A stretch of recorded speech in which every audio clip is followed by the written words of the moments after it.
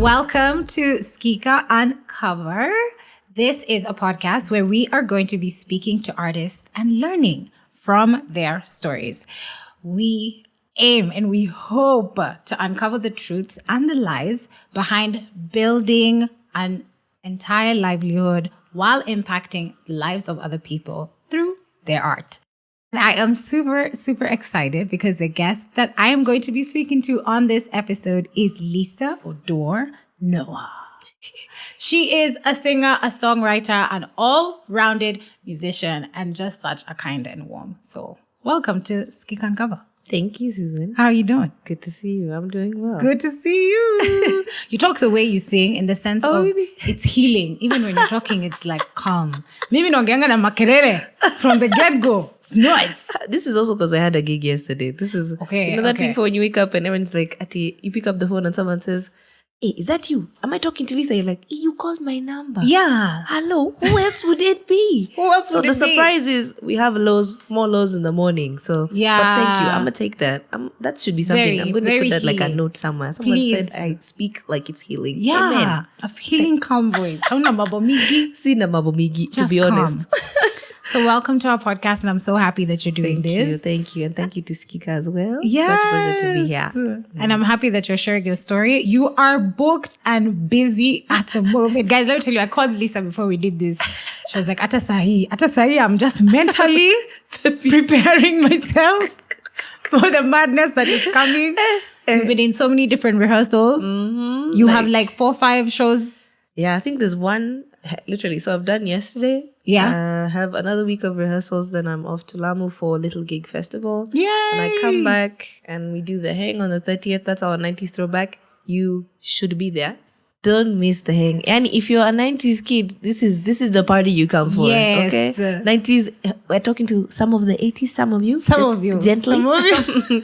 Yeah. So then we jump right into Soulfest and we jump right into a few special things towards the end of the year, which you find out more about, you know? So come Follow through if you Lisa on can. the socials. Everywhere. My She name doesn't will have change. it all up there. Yeah. Okay? Lisa Oduor-Noah. It's the same. Just type Everywhere. that and you'll find it. To be, you know, the funniest thing when you put in my name, this is what I found out. Someone told me, Guy, you know when we put your name in, it comes up Lisa Oduor-Noah husband. I'm like, you people think I'm married just because I have a double barrel surname. Oh my I word. said, hold on, it's my father's name. I'm still under my I am father's still care. under, yeah. Okay, I'm a young girl. So yeah. Also, it's so crazy. Just a side. Let's Okay, just girl. go to the side a bit. For women, after the age of 25, and it's more even intense after 30, Listen. where all your achievements, you're more congratulated for you're married. Oh, you have a kid now. Oh, you guys got a house. Yep. You're doing great in your careers. Cool story. Us want to know about these So other the things. other life events. Yeah. You know? So Okay, what when you're your telling me auntie is start the looking at you. internet is also aligned to that. Let me tell you, Google is aligned. Don't be fooled. They're listening, okay? They're listening. Google's listening. Instagram's listening, okay? I'm sure after this, I'll pick up my phone and it'll be like, ring size. All right. Hold on. All right, calm calm down, down. guys. The pressure is coming from everywhere, even the I tell internet. you, the pressure is getting worse. But we're alive. We're alive and well. I have an assignment for you for when you go to Lamu. I'm dead. All the Kenyans have been told about the swimming lions. Na No. hakuna mwenye ameona. No. So Lisa, Oh, you're swimming lions. I'll just go and say, as you see me, in fact, for your say, Susan, this this is for you. thank you. We saw them. We have come. We have seen. We have have seen. conquered. Please. Okay? We have conquered. I just need one person to actually confirm that this is a thing. I've been to Lamu once. They didn't know that they were there. I would have gone looking. Our president is in on something You that know? we don't know. Hakuna Let's mtu wait and see. anaziona. So Lisa will go. She'll do the search for us, guys. So definitely make sure you follow her on the socials because then you'll know for sure. For the update. So thank you so much Thank you. for coming on Thank here. you for having me. And I'm girl. so excited for you to share your story. Oh. I've watched you perform live a couple of times, but I don't think we've ever sat and talked about your whole journey. No. In fact, the last time I saw you like properly, we were twinning with afros. Yes. We looked so cute that day. I tell Shout you. out to Junior Nyongo. Hello. Because he was hosting that event. For Dala. Yes. Yeah. He needs to have another one. No pressure. I know Yeah. you're busy doing other things right now. Acting out there, man. But we want another dollar. Tell him again. Another one. Just like the other one. I am so curious to know, on your Spotify, there is a part where you talk about strong music influence coming from a certain sibling. Oh, all of them actually. Really? I want to know about this. Tell me, how old were you? When was this starting off? And like, is that when you were like, oh my God, I love music. I think I want to sing.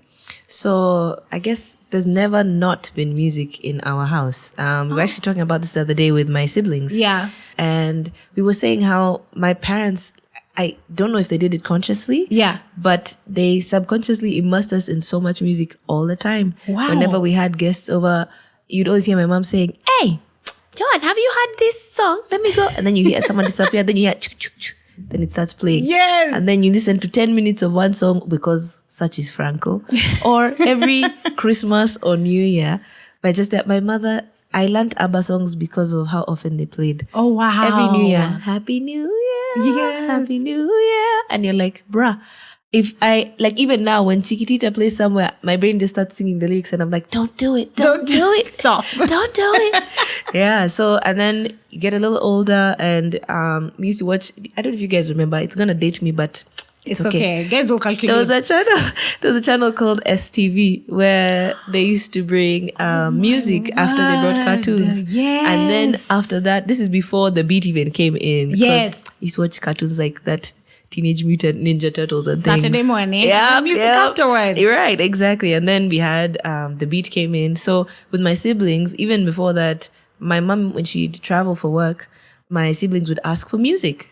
So everything from hip hop, neo soul, so Indiari, even gospel, Fred Hammond, all these guys. So it would come in, and this is all that was playing around me, plus what my folks would listen to. Yes. And then I learned that later on. My dad used to play the guitar and both my parents were in choirs.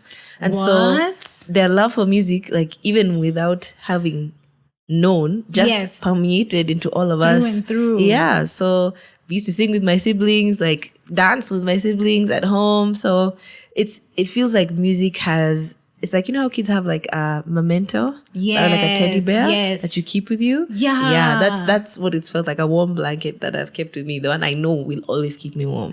I hope my mom doesn't listen to this part of the podcast because when she was traveling, would be like, chocolates, denim. I want pink denim. Right now, everyone's wearing pink. You know, now I want the denim. You know the one that have the lines on the side? Yeah. Mandiko 08. It's either that or baby fat. You know? I'm like, Mom, this is what I'm trying to wear. I'm trying to have some Hello Kitty. I know, that's the one. Now I'm just like, could have been a musician. Anyway. It's okay. You're here. You're here because you are here. Okay? We did all right. Yes, we did just all right. So, what were your parents doing? Because you said that they were in choirs and everything, and you found out after that your dad played the guitar. But what was their careers of choice? So, ironically, both my parents, I think one of the things I love most about them is that they never stopped us from pursuing our hobbies because that's what they used to do. So outside of even guitar, my dad loves soccer and my mom loves literature. So I think my mom's first degree is in literature. Oh, wow. But then the irony of that is she pursued urban planning and development. Then my dad, when I asked him, what would you want to be? He said, I wanted to be a doctor, but he ended up an engineer. And that's because I learned this year, my grandfather was one of the first, I think, surgical assistants at Kenyatta Hospital when it was called King George. What? So it was crazy to find some of this stuff out. And my dad would be like, we used to go with him and we'd be taken in to see the place.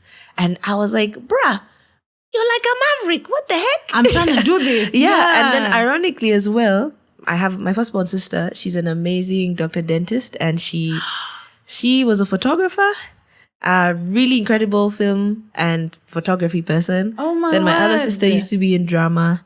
And then my brother is a really good artist and he also is an audiophile, someone who loves to listen to music and collects like tons of music. Yeah, my sister is an incredible artist.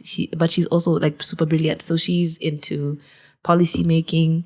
And so the irony is like everyone has like it's like a double-edged sword. Yes. You just don't find out about it until you're like, what? Really? That's what you do? Because like I remember I knew when I was growing up, my sister was like well known for like scooping all the prizes. Bio, math, what? She was that name that is called many times. Like, when you go to receive, oh, you're Linda's sister. Yes. And like, no, I have a name, guys. There's me. We're two separate entities. You know?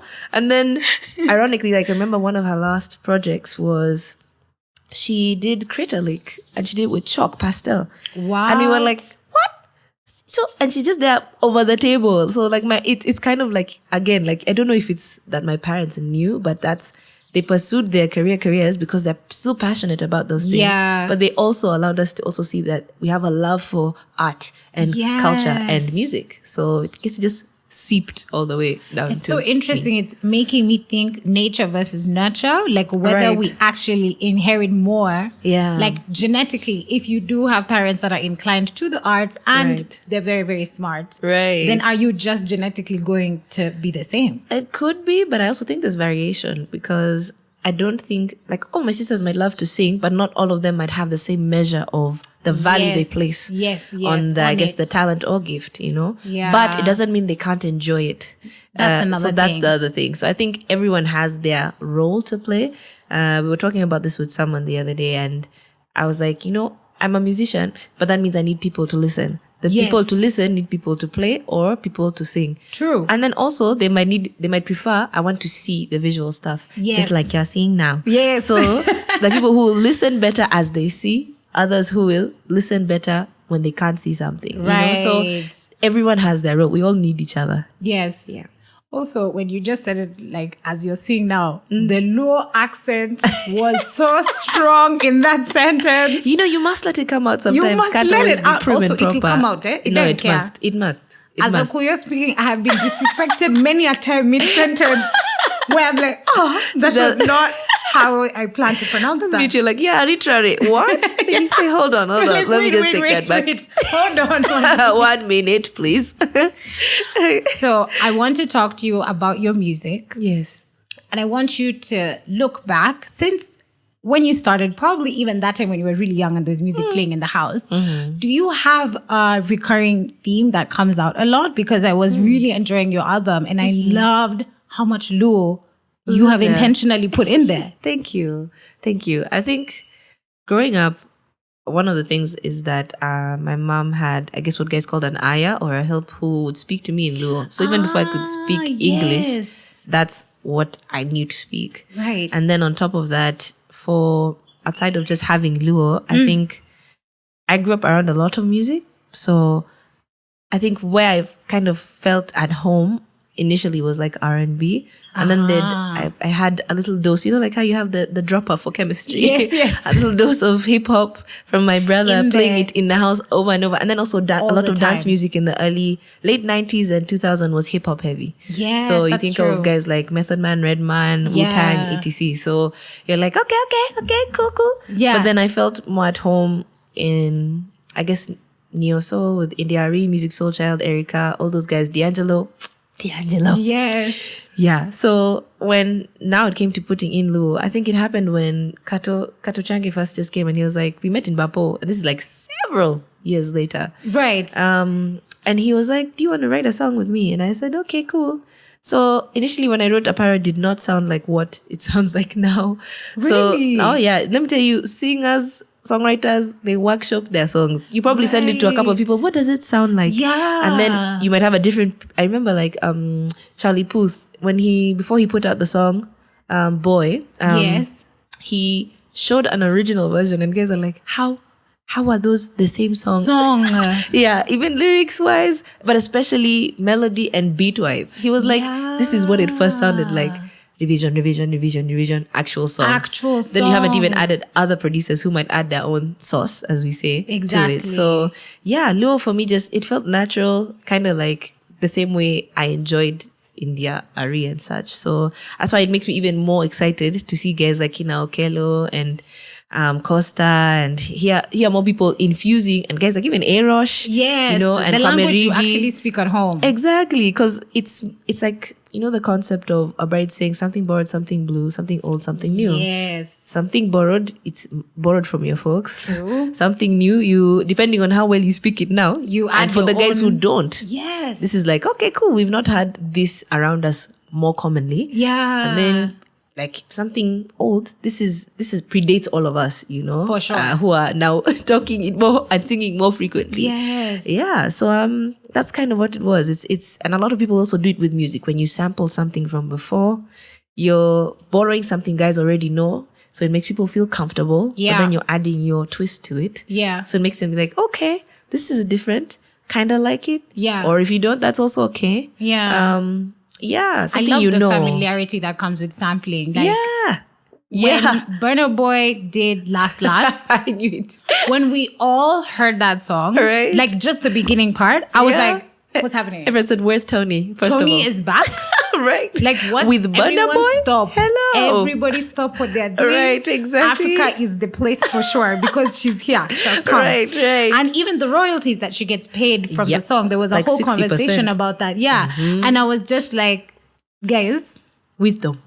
the growth for Burna Boy, or rather the people he was able to reach just because of sampling that, 100% worth it. Absolutely. 100%. And the song was iconic. So yes, 60%. It makes so much sense. And the irony is, you see, everyone who knew Tony's music is now, I guess, somehow being forced Yes. to be exposed to Burna Boy. Yeah. Whether they know it or not. So even if they look for, Ati, what's that song for? Oh, immediately they're like, are you talking about Burna Boy or Tony Braxton? Then they're like, no, I mean, which one? Just play both. Bus. It made me go back. Like I was even watching the videos. I was just like, you guys, Tony was it. Like she still goes. Everyone Watch that who was video a fan, today. who do you think? exactly. About to call her up. Don't you know that he was my man? Yeah, so every girl who knew 2000s Tony, immediately, immediately. We did it at the Hang last year. The ladies in the front, I can assure you, holding their bags and singing along the whole time. All the words. You're even remembering that relationship. You're like, hey, Hello? to Metoka Valley. He wasn't man enough for me.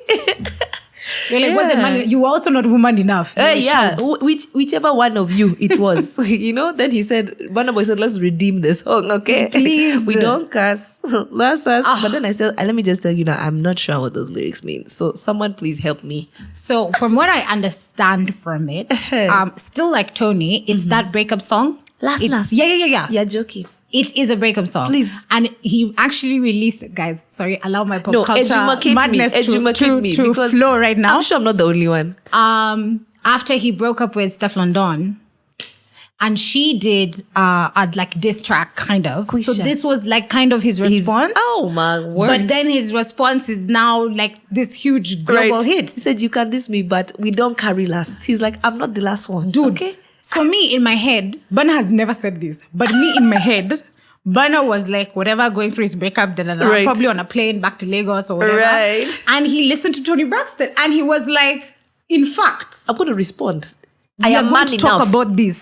I am man enough. Yes, but I'm going to tell it to you the Lagos way. Right. So, Burna, thank you. And for all of you who didn't know, Last Last is a breakup song. So Imagine. if you have recently left or been left, please Just go. put it Remind up yourself. on repeat. You won't be the last guy. You're not the last man standing. You're Okay? You don't carry last. And you don't cuss. Yeah. Please. Oh my God. And this is so good because if you think about it, the Nigerian diaspora, Yes. that's one of their phrases. They say, Yes. Niger, no, they carry last. Yes. So basically saying, number makes one. so much sense. In every way. So Yeah. that's him flexing on everybody. Season 2 of Skika Uncover. When we look for you, Burna, don't say no. Thanks. Yeah, just say yes. Get on the plane. Don't ask me many questions. Just show up. Just come. Just get ready. So your album you released in July of 2023. I actually released it February 2020. February 2023. 2022. Yes. So yeah. And it's self-titled. Yes. Lisa Oduor-Noah. Had to be. And I want to know, was that a self-conscious choice? Did you have other album titles? Names. Yeah. You did? I did. So how did, or who was the one who pushed you, or what made you decide, no, So this is going to be named after me? Initially, the idea was to call it Tethered because there's an interesting metaphor that I came up with where sometimes there's certain, I guess, tethers to things you have in your life. But as you grow and change, Yes. those things also, their meaning either gets deeper or also changes. Yes. So actually, every song is a theme about something. There's one about Yes. fate, fortune, faith, favor, or and there's two more. I can't remember right now. But that's what all of them stand for because, and they were all like, I think 7 Fs or something like that. So Yes. because I was thinking about like, I left home for the first time and I went to the dream school for musicians, instrumentalists, everyone alike wants to go there. And I faced myself, and I faced a bunch of fears. You face your idols, and you realize they're just human. Yeah. I shouldn't even say idols. I should say the best examples of what you could do. You know? Because again, like I said, they're just human. And then you face wanting to be the best version of yourself in those environments. Yeah. But then I was now back home, and that's not who you were then. Right. It's kind of like music. People forget that. For example, I learned, fun fact, there's a page called I Still Love Her, which is a page by this DJ on Instagram. And she does like fun facts and really good information on hip hop. And she gave an example about how Timbaland and the song Pony by Genuine came out actually like 7 years before. It was made 7 years before it came out, and he was signed. Yeah. So now you guys are finding out about Pony like 9 years later, but he's lived with the song for 7 years. Probably over it as well, because musicians do get over songs. They're just like, why do I have to keep singing this? Especially because I guess for many songwriters, part of you is like, that's a version of me. And then it's the same someone can keep asking for you, play this song. You're like, we've been moved on. That was primary school. I'm in uni now. And it's not even like necessarily that they're saying we don't like that song. It just feels like you're in a different space, a different person, a different artist, you know? Yeah. They're just a band who made Hey. Yes. In early 2000 is not just a band who made Sorry for the Delay, you know? Yes. The people are there, but they've also changed and grown, you know? Same thing for every musician. Or I guess even every person. The person you are when you're 18 is not the person you are when you're 30. The person I was Jana. Hello? Please, I'm allowed to change my mind. We're not the same. and it's also just, it speaks to growth, whether positive or I guess negative. Yeah. So that was the idea of calling it Tethered. And then the other reason I just changed it was a part of me was like, but see, this is me. This is me. This is what I've seen. This is people I've seen. I've packaged it. Yeah. And I'm putting it out And that's why I guess it kind of follows like that. You know, there's partly a love story, then there's partly the, I guess, self-discovery. Because like there's a line in a song which is not there anymore, which says, I said, I'm just an icon in the making, but what's an icon to a world that's stuck inside a living daydream, sleeping on the best things that could happen to them? You know, what would you do to wake them up? Yes. Do they want to see what's underneath the cover of a perfect picture that they've been putting up? You know? So it's kind of like when you're a musician, a lot of the time you're telling stories about how people feel, about how they live. And sometimes guys can be really critical of you, not really forgetting that one person creates an experience, for example, in a stadium like Beyonce and Renaissance, for over 30,000 people. Right. Now, the flip side of that, and I think as Devlin, who's an incredible designer for stage and like everything from what's this guy called, Shakespeare, to Kanye West to Beyonce. She was saying it's actually a lady. She's done it. Yeah. So she was saying she has to create an intimate experience for 30,000 people with one person. Yes. And so 30,000 people will leave feeling like I've had like this. Yeah. Right. But the thing is, you don't actually have that relationship in real life. I don't have your number. No. I can't call you and be like, hey, how you doing? No. And in reality, you do not have enough capacity to sustain an individual relationship with 30,000 people like that. No, it's physically not possible. Even the time in the days is not enough. So you realize that even the emotions we're talking about or the things we're conveying, they're actually so personal for us. Yes. And even the lives we live in public, they're so personal. Yes. It's not that people are trying to be insensitive sometimes when they don't come to say hi to guys even, or when they take time out. It's just that they're like, you guys, you know, you've expended so much energy giving like that. Exactly. And the crowd feeds you back. But then there's that drop because you go back home and you're by yourself. We're all going home, by the way, after this. Yeah. You might go home with your people who come to the gig too, but we go home and we've come off a high. It's like that adrenaline is like drugs to people. Like and that's why you find even a lot of artists then end up using substances. Yeah. And then also just you're trying to replicate something that you or even actually just having cannot. parties all the time at their houses, or just because you don't want to be alone like that. You know? And you haven't taught yourself to be comfortable with being alone like that, because at the end of the day, the applause ends the minute you get off stage. That's true. And you still have to meet yourself in the house. Yeah. Girl. Yeah. So the school that Lisa was talking about, she skirted the name. I'm going to take it up upon myself. She went to the Berklee School of Music. Thank you. And if you haven't heard of it, just Google, you'll understand why she's saying it's the dream school for all musicians. And so many artists would want that experience to go there.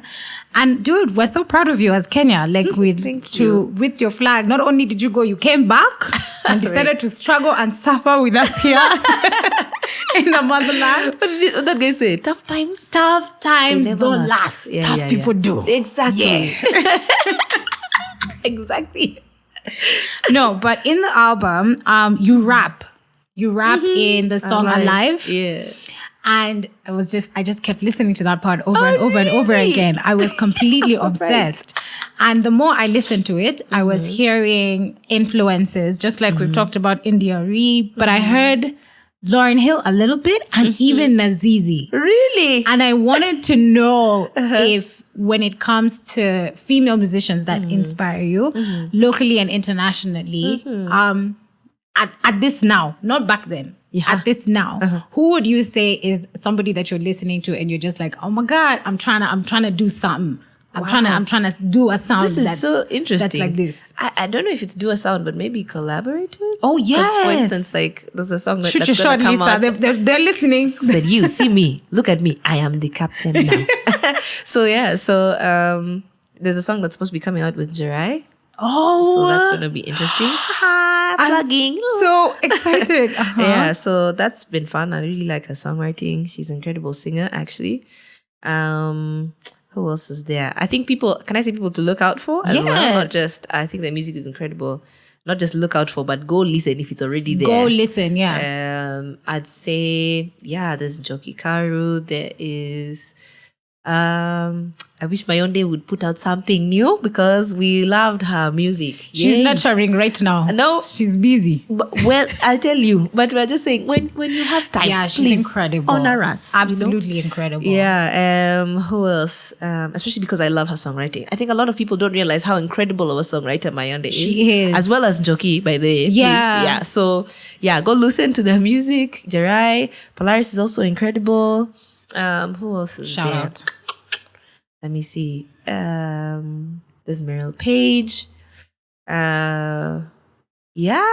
Like, I'll think and then send a pretext. If you can put a post-it note. Yeah, we'll be like, others she said. Yes. Down below. Yes, please. So, it's, even Kendi Nkonge is going to be coming out with new music. So, oh, yeah. So, there are incredible people around me. Yeah. And I'm hoping they do more things. Not just, even if not with me, just listen to them. Go for their gigs. Go for their performances. I guarantee you'll leave feeling warm in your heart. Yeah. And full in your belly. Yes. Best feeling and best type of music. Now, again, back to your Spotify bio. You talked about music creating a healing space. And it's funny that I think your voice sounds healing. Oh, thank you. And even when you've referenced... I love Beyonce. If you follow me on the socials, just accept, unfollow. If you don't want to see it, it's okay. Unfollow because it's not stopping.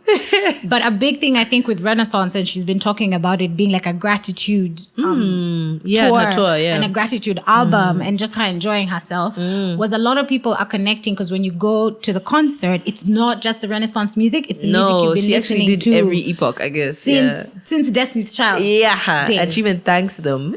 And you see people's posters and stuff and saying, thank you for helping me through this breakup. Thank you for helping me through this divorce. Thank you for helping me through this miscarriage. And she talks about how it healed her as well. And that's how we all connect when you go to this concert. It's not even about the most recent jam. Exactly. Or who you are then. Yes. It's who you've been. Even for Blankets and Wine, I'm always so excited when I see Modoni Drama Queen is actually coming on stage. Right?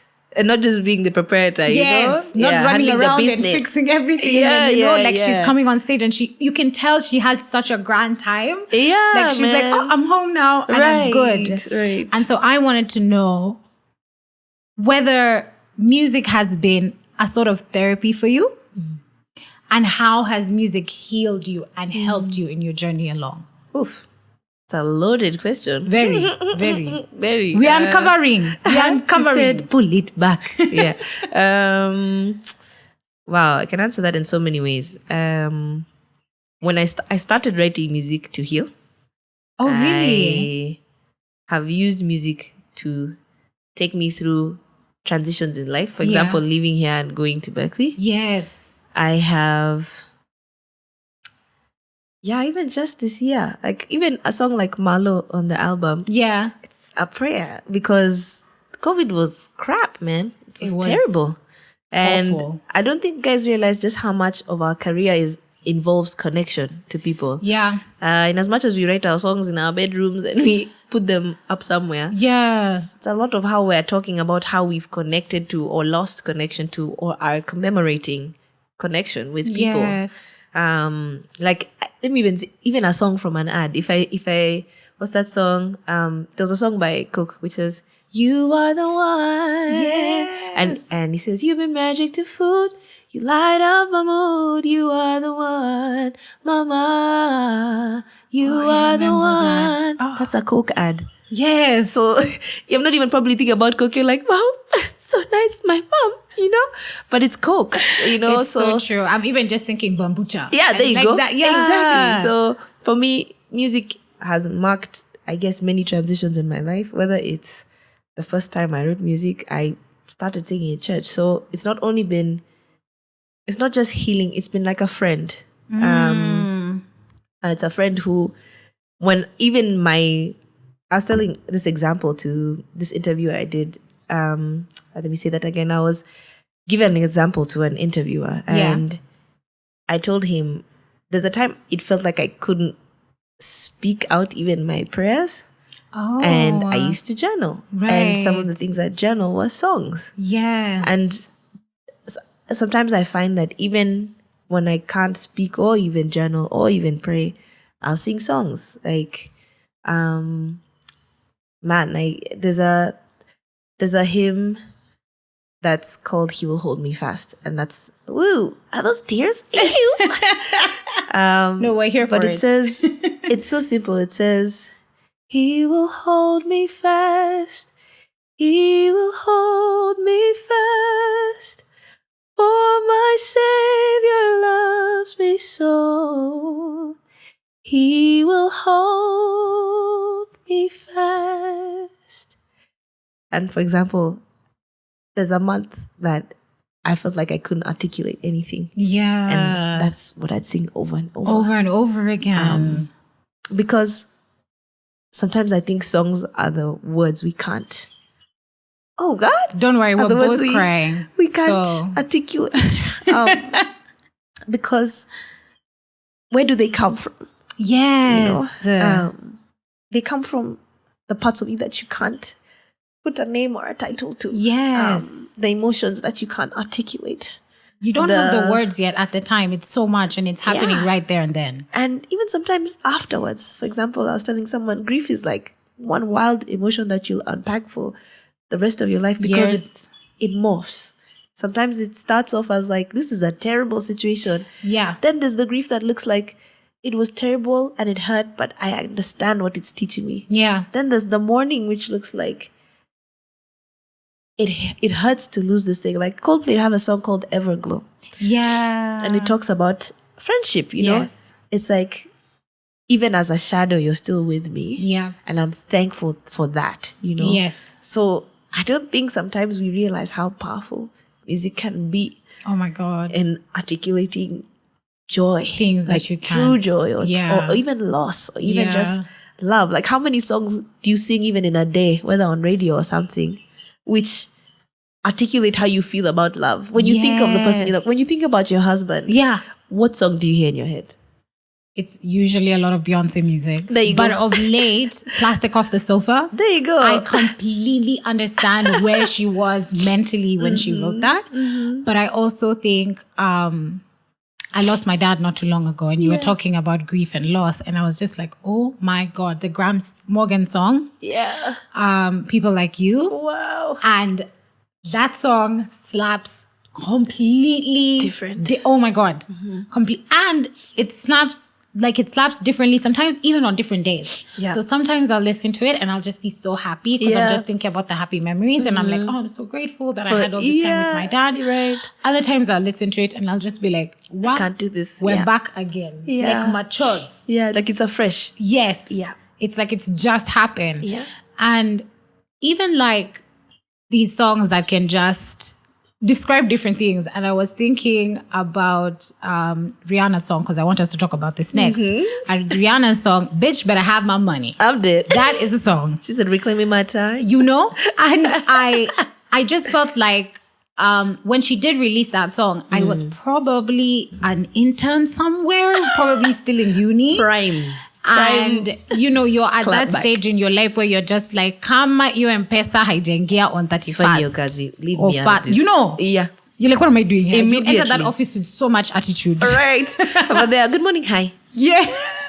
Unataka? No, it's already done. But I felt like it was the first song that I felt I could use to express frustration with not being paid for something. And at a boss, especially a superior. Yes. Yeah, And yeah. it was my first time starting to like, oh, let me MC this thing. Let me audition for this thing. And someone asks you, how much should you charge? You have no And then idea. in your head, you're like, okay, I'll put this amount. Then someone says, you need exposure. Yes. Or they'll tell you, I'll pay you Yes. an exposure. You know, it's a good platform. Dude. And that song was just like, we finally have a track and it's Right. by a woman Right. about us getting paid. She said, and in getting full. paid. And on time. And on time. Okay. High key. Honey. Right? Pay me.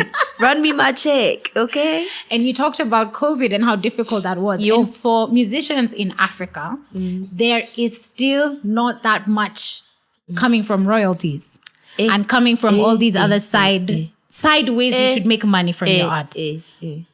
Mingi ni performance. That's why Lisa is booked and busy. She cannot play with her calendar. Oh, wait, hello. Hello. But also it's because we haven't yet figured out how to build systems that also cater to other parts of musicianship. For example, I just came back from a tour in Australia. Yes. I'm watching musicians pivot into council or government jobs Wow. where I'm like, they can now work for 3 days in a week, have 2 days off, still get time off to do their projects and albums. Can you imagine? That is and amazing. still come back and work. But here we are gigging week to week. So Yes. it's just sad to see that the system hasn't yet figured that out. And for a long time, surely so, because I mean, just recently and over the last few years, MCSK has been brought back, disbanded, brought back, disbanded. Yes, Don't even yes. know where Prisk is. They've Right. just started Raike with Musyoka. Yeah. So part of me is like, okay, let's hope something can come out Good of comes out us of it. paying these membership fees. You know, it's kind of like when you pay your taxes, you expect infrastructure to change. Exactly. So I don't feel safe Yeah. even registering stuff for copyright when I know I'm not going to get paid, or someone's not even paying attention to where my work is going. It doesn't or make sense. all the people are like, we should be getting that money because we've been in the game longer. Yeah. So you're like, okay, so how do you expect all of us to make money? How is this then? supposed to make sense? Yeah, man. So I it's really heartbreaking because even gigging, there's only so many venues that can come up. And then even I think the cultures in different counties are also different. For example, Yes. the cultures in Nai versus Coastal might be different. As we're expecting to find backline here, everything is already there on stage if you can, or if you Yeah. come with your own, Yeah. you're charged for that, or Yes. you charge guys for that, or it's like, and then when you go, like for instance, there was a circumstance where a friend of mine encountered people and they were like, you know, kuna watu wengine wanakujanga na mic zao. So I'm like, are you paying me to bring my equipment? Because that's a thing. Yes, and Yeah. it should also just be a conversation prior. It- in the sense but of, I that's the completely thing. understand that you It might not have was. equipment. I need to know. And it was. That's why I'm saying that's even worse. Because it's like, okay, this is what we need, this cable. Then you're telling us, why don't you have all your cables? We said, wait, what? Hold on. Did Wait you a tell us? minute. Did you tell us you have a sound guy and a system that Yes. that can manage us? You know. Yeah. So a part of me is like, then what's the point of having the conversation if you're going to come In back the to the first artist and then throw it place. in our face like we're the ones who's messing up? Yeah, So and I think even in other industries this does happen, but there's Yeah. always protections as there was a contract. Yeah, you yeah, yeah. signed, I signed. that's also the other problem. On part because 3A, you you say- said Yeah. And if you say that you would produce do you have this a and this contract? and Some this. guys will be like, no, you know, these ones we're just trying it out first. Do you know, I force people to create contracts all the time. I'm like, no, we're not going to work together, imagine. Because it protects you. Yes. And them. But And I'll be held accountable, you'll be held accountable. So we all Exactly. live happy because you did what you had to do and I did my part. and if we don't, we discuss. So it's interesting to see how even that needs to come up a bit more. I think you find more contracts in bigger gigs where you're handling larger sums of money, festivals, things like that. But not every gig is a festival. Even if it's corporate, I'm like, Sawa, you want me to just send you an invoice? Where is our contract together? You know? Because I'm like, then a corporate, you'll be told, I'll pay you in 90 days. And then you're not told when those 90 days start. Yes. And then you're not told when the 90 days end. Then they'll end and then the accountant is not there to sign. Then you're like, you guy, I can't, even for ad work, you almost ask yourself, so I'm supposed to sustain myself how? You guys will go and pay your payroll. Yeah. But you won't pay the guys who come and pay the people who sang the jingle who are your for service the thing. providers. So it's like, surely. And then you want us to come back. How? It doesn't make sense. You know? Yeah. Because it's That not structure sustainable. is definitely needed. Even for us guys, you know, people forget that not all musicians are like single, okay? Yeah. People have families. Yes. People have like lives they want to build. And a Whole lot of people are kind of responsibilities. like, how are we going to just do it with music?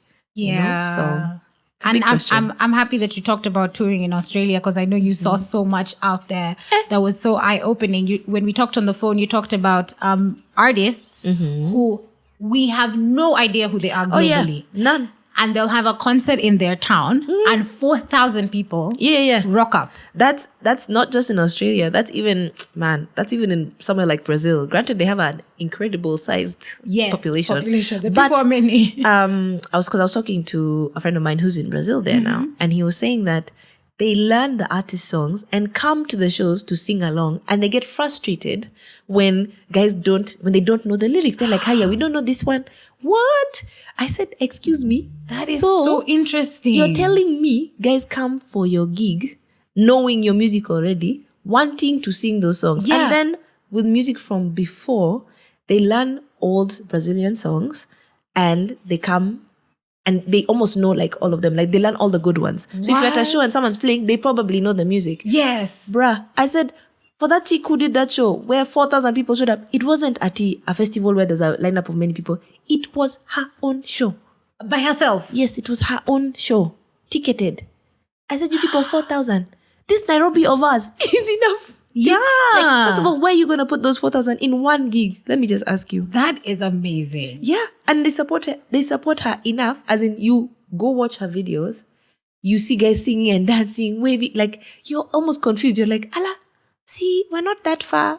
Like, we're not that different. That's true. But it also, even in Australia, like, people might not know who you are, but they're willing to come. They're curious enough to be like, okay, let me just go watch the gig. Even if that's the only time they come for your gig, they'll come. They'll buy the ticket. 300, 400 people. Some of them even come for more than one gig. I met a couple of people who came for 2 or 3 gigs of mine out of a 10 gig tour. So your brain is like, that's you people, amazing. you're coming from 3 hours away. That's like coming from Nax and farther onward. Yeah. And it's just for the love of music and appreciation. They have a culture. But it still goes back to the system thing, because I'm like, if they have tickets that are discounted for older people, let me ask you, how, when I say older people, I don't mean people in their 40s and 50s. There were people in their 70s and 65 80s. and older for real. Yeah, sitting in the gig, coming to the gigs, even in winter weather when it's 0 degrees outside. So your brain goes, let me ask you, how many people of the older generation, your grandparents, do you see coming out to gigs here? There's such a difference in the way we consume music here. Even information. Even in just because Africa. if our grandparents are reading newspapers and listening to radio, then the gig economy has to be there. You have to be talking to them in those spaces. Yep. So maybe we do have grandparents who would want to come, but they have no idea it's even happening. They're probably like, weka yo radio tu. Unajua yo wimbo ama it's LP. Kale ka window. Kale ka wimbo exactly. kangu. On the phone where they turn the music so loud, you know? So hello. So part of you is like, it's just, but it's also the system has been built to accommodate that they'd want to explore, to get people out of their houses at that age. Yes. To get people to bond more with culture and not feel so out of touch. So because you are retired, and unless you have a very, close family and family that is focused on seeing grandparents, which is getting harder and harder. Right. We have to keep you busy and keep you alive. Exactly. Oh my word. It makes you wonder, like, also just how we consume music. Yeah. Even just thinking about, look at Nigeria, leave alone their population, because you're like, you people are many. Yes. So that helps. But you look at how even the diaspora consume their music, whether the UK or the US, wherever they are, pushing their artists, pushing their music, They're listening filling to up it. stadiums Like in their gigs, London they're- and in New even York South right Africa, now. Amapiano Yep. is in New York. People have parties over the summer, you Yes. know? So you ask yourself, okay, why aren't we doing that for Kenyan music? You know, I also think as Kenyans, we need to ask ourselves, why are we so hard to please? Hey! Yeah, that's true. Hey! That's one thing. Let me tell you, you will be supported by everyone before the Kenyans come on board. They're listening though, and they're watching. Yeah. But that extra push of, no, this is my favorite artist, Yeah. or I am going to go to all their shows, or I am going to collect their merchandise. You know, Right. just those Small things that actually things. make a difference for the artist. But what I will say is though, It's so hard. some of the younger ones are trying. Okay. What I'll say is like even when I dropped my album, it got to the top 5 in a day. Yeah. Less than a day. So I was in shock. Like top 5 on iTunes. I was like, you people are serious. Yeah. And then it stayed on the chart for a couple of months within the top 10, then dropped into the top 20. That's so amazing. I think it was closer to the end of the year that it went off the chart. And I was like, Right. what the heck, you guys? What is Like, happening right now? Yeah, because Ukitoa album ingine hata 2021. tulia tu. Now we are ready. Now you know. pressure. Yeah, but there are things in the works. Don't worry, at least it's on the way. And I think that's the other thing for me. Sometimes I'm like, I feel like I have to live the experience, and it was such a wonderful thing to live this year with my first project. Because Yes. for like what 3-4 years, guys were like, so do you have an album? So do you? When are you putting out? Can you? And then I'm like, I can't answer you, please. Like just Now give you're me time. leaving your house and you're like, that album question, I got an answer. Yeah, I have an answer. And then I was like, so is there another one? No. No. How? But I will applaud, like I wrote in my post when I launched it, I said, the music is for you because you've sat with me, you've sang with me in gigs. Like yesterday at 254, first of all, I was like, this is a club. I am not about to sing Malo here. Guys are like, Malo, We wanna hear it. I said, okay, you must sing with me. And they sang. Oh. There's someone who sang one of my other songs called Reckless, word for word. Like I was singing and sing with me. And I said, you know what? You guys are champions, eh? Eliud Kipchoge, I'm telling That's you. incredible. Gold medal. Like And shout out to all you Kenyans. Yes, who please. the music culture is growing. Absolutely. And we are having more young musicians because the older ones are making some money from the gigs. So it's starting to make sense for you more young and people. all the guys are starting to become more curators. So you Yes. build a platform for people to stand on. Yes. You become a ladder rather than being a ceiling. Yes. So Yes. choose what you're going to be, a ladder or a Or ceiling. a ceiling. I love that. I love that. So let's talk about money. Uh-oh. And specifically, I want you to tell me about we had a conversation on the phone where we talked about the year cycle for a musician, and how things are very different in Q1, January to March. Pesa imeisha. It's the opposite of October to December. Absolutely. And so, what are your feelings about money? How do your feelings about money run through the year? Because you've been doing this for a little while now. Right. So imagine you're like, oh no, this is about how I usually feel in August. This seems accurate. So a lot of people don't know that a lot of peak seasons tend to be around holidays, Yes. around warmer weather. Okay. You also find like even weddings and events tend to happen mostly in warmer weather. Yes. Holiday season as well. I don't even mean Christmas, like just school holidays. Yes. Just look at your calendar strategically and see, I see March to April gigs images, showcase, what? Yes. All of them. Then December comes around and everyone is like, go down to the coast. Who? Everyone. Even in Nairobi, I can't tell you how many, leave alone New Year's Eve parties go on at one time. Yes. You know, all of them ticketed, by the way. Yeah. So the DJs make money, the musicians make money. We've not even counted private events like going to a hotel and you're told, can you do a residency through till New Year or things like that. So you find that sometimes even January, maybe it starts to pick up from end of January going into February, Valentine's, then we hit Easter, we hit school holiday. Once again, things start picking up. Then it lulls a bit during cold season in June, July. You'll find more indoor, guys are attending more regulars. So depending on how you structure your life, whether you are also maybe teaching, whether you, if not teaching, maybe you have a regular job. So balancing that out, or if you're doing mostly seasons, so then you want to gig mostly in like quarters. So if you do 3 months, you take a break, 3 months, take a break, 3 months. So that also gives you technically have a break like every 4 months.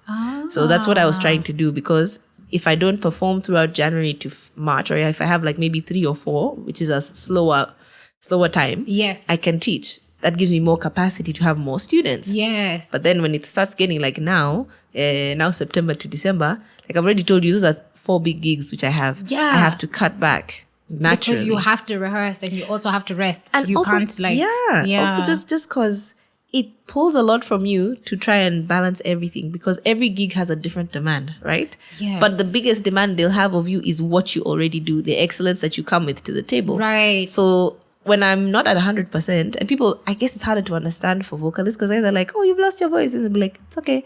You can, or we look for someone to replace you. Or it'll be kind of minimized. But people don't realize I don't have a case for my instrument or a string to replace it.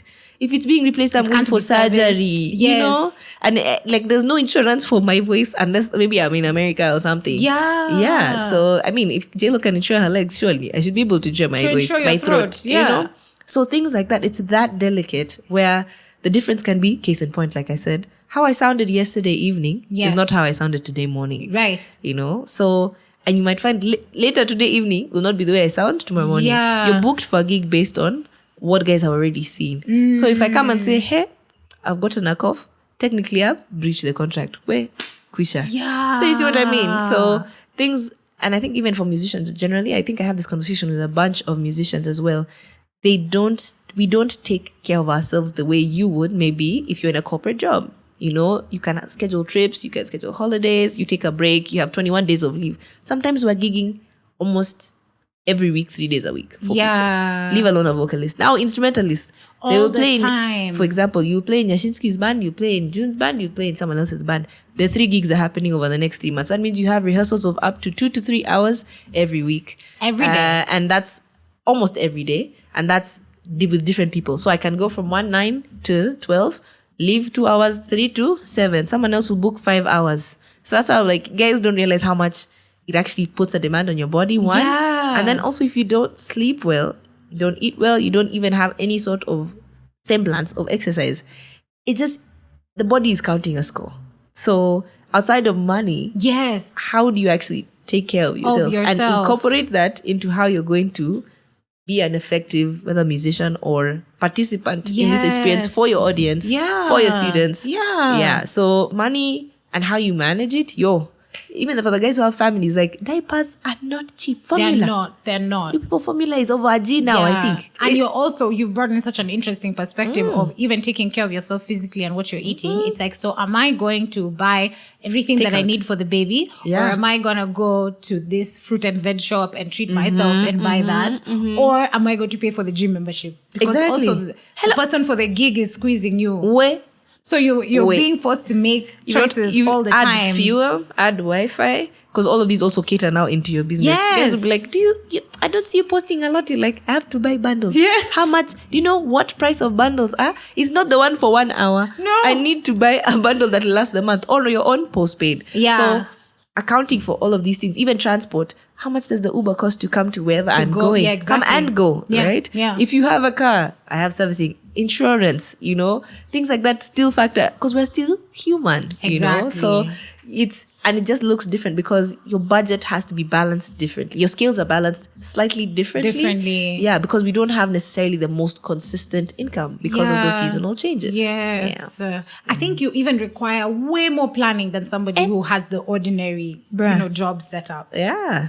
What do these guys call? What's it called? Africa's Pocket. These guys talk about how you should invest. So shameless plug. But because I think also a lot of musicians don't necessarily sometimes get the chance to invest, or you're always just saving, because also our equipment is really expensive. Like recording equipment, instruments, VSTs, digital audio workstations, they're really expensive. Ableton alone is $500 to $700. Yes. Just for a license, which comes with 2 licenses. Okay? I've not even accounted for something like Ozone, where they give you deals where it'll maybe on like Black Friday, it'll be down from $1,000 and something. So you ask yourself, am I spending $100K on my editing stuff? Or am I going to maybe put a down payment for my house and pay for the year or rent? And so even that's if how you want to offset it of somebody else, if you calculate studio and production costs, it's the same. Exactly. That's why Ozone has that price. They've done the maths. They know it's more or less That's why the they same. built it like that, you know? Like literally we were today morning, a friend of mine sent me, there's a new Ozone 11, right? Which is also a mastering suite. So you see, what I'm buying doesn't just do one function.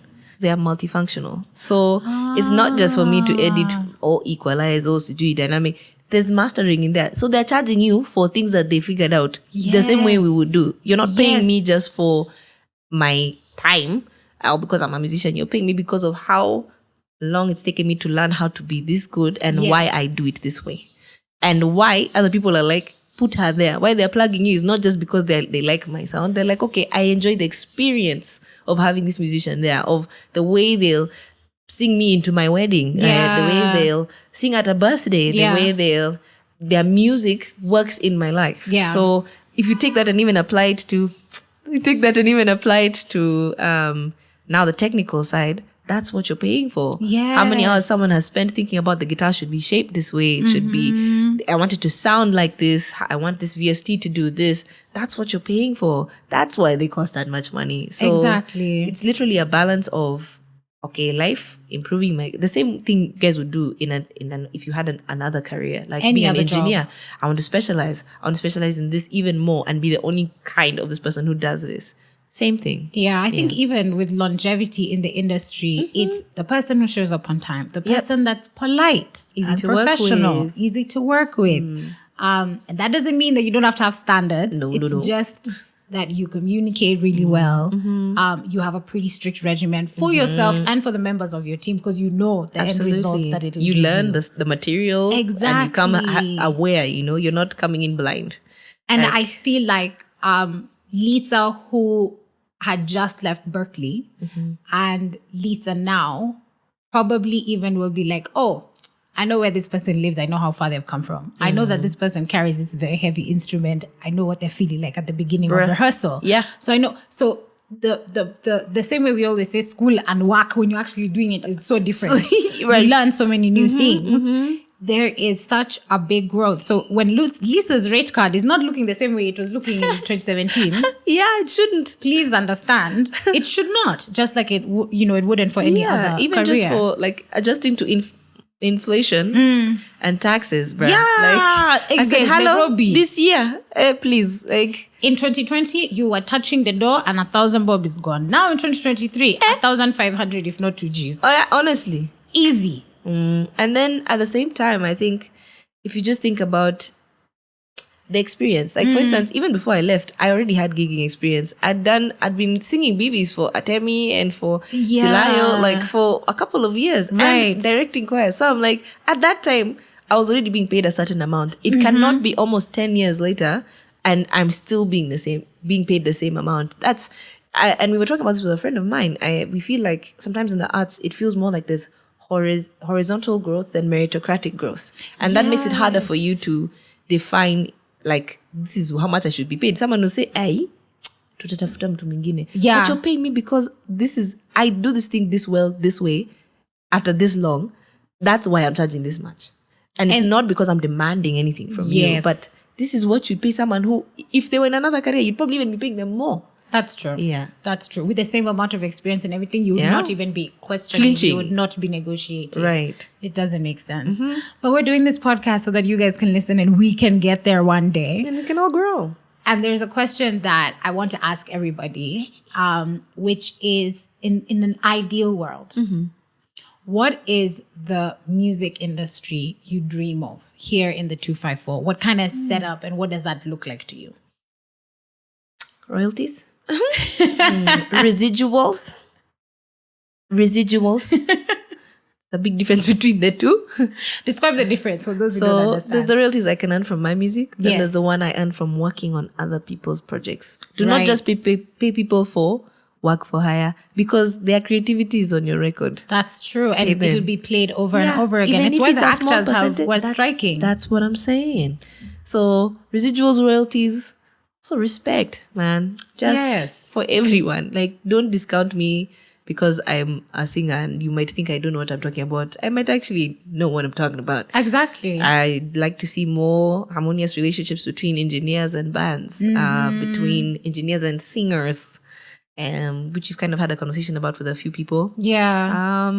Just a better understanding of everyone's role, whether I'm a music director, whether I'm the vocal director, whether I'm whatever role I play, instead of seeking to stomp or seeking to make sure people pay their dues, like give those who want the opportunity. Right. Give those who want to learn, teach them. Yes. Like I said, be a ladder, not a ceiling, because at the end of the day, you realize when you create backlog, it ends up affecting everyone. Yourself included. You'll That's be exactly what I mean. So if you don't pay people, if you don't follow up on your split sheets, if you don't do these things, then now when someone comes to sue you, it's now problematic, because now guys are like, oh, okay. Yeah. And I mean, you've seen it with cases like even Jim Watt versus Clemo, where he was like, man, I'm not getting anything off the song. But let me tell you, the minute you say, hey, even to go, kumbe ni under 18, immediate. Yeah. So you ask yourself, if even the artist isn't earning, what's going on? So, and that's what I mean, even by respect. Like when you go into a studio, do I know that we're going to sort out all these things even before we come out, How or do have you someone in protect line? yourself? What does that even look like? Even thinking about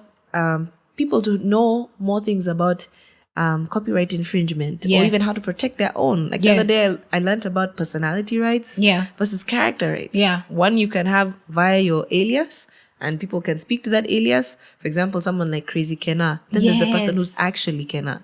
So things like that. I was like, what the? Like, so if I have didn't an even alias, know it might that. be better. Yeah. So you see what I mean? So just a place where guys, and of course it's idealism, but just where it's more harmonious to work together than it is to be an individual, because it's exhausting, man. Like, even as an independent, you know how much work you have to do, but there's nowhere you go in this life where you don't need a team or people who are a community. Absolutely right. Yeah. So that's just, if we can build an actual community, like if actors in the States can strike as SAG-AFTRA, we don't have a union here. What's that supposed to tell you, Exactly. So who's protecting us if we're not protecting each other? Oh my God. And on that note, we have loved having you here, and thank you so much for coming. Thank you for having me. There are questions that I want you to put out to the next artist that we will be speaking to. So just imagine whoever they are, whether they're in music or maybe they're a sculptor or a dancer or into videography or photography. What would you want them to answer? Wow, that's a big question.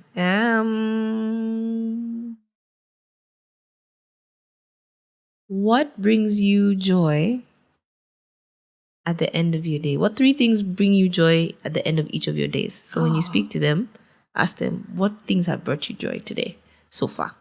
Also, what does legacy look like to you? That's a great question, especially for African artists. Yeah. And I guess lastly, if you could choose one thing that you could keep doing, and it doesn't have to be related to your art, what would that be? Yeah. I assume that would actually be related to joy as well, because it must be something that makes you happy if you just want to keep doing it. Could be something that makes you happy. Someone else might choose something that makes them money. Yes. Someone else might choose something that is not even tied to anything like this at all. Yeah, could be so like saying I'm true. going for concerts every so often in a year. I'm really looking forward to hearing the answers from that. Right. So I do have one question from another interview that they wanted you to answer. Oh.